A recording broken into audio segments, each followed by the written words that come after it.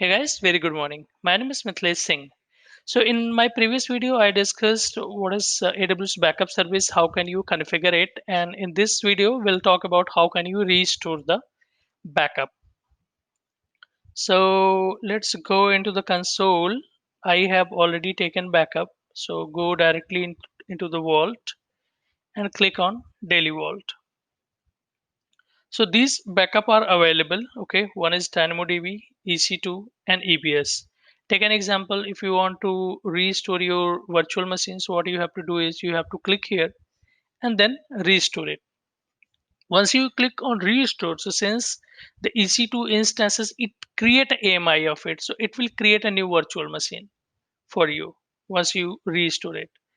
And for volume, if I go to the volume specifically for the volume, so click here on the volume and click on restore.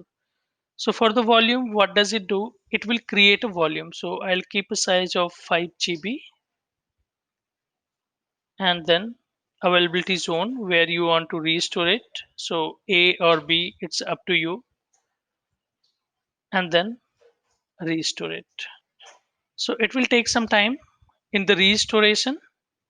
And once you turn, you can simply go and attach with any of your instances and use it. Till the time it is restoring, so you can go into the dashboard and you can see the status. So restore job in last 24 hours, you can see one is in progress state.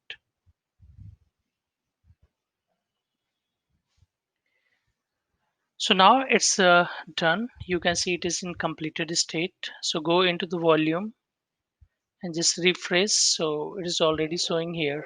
Okay, so you can verify the restoration time.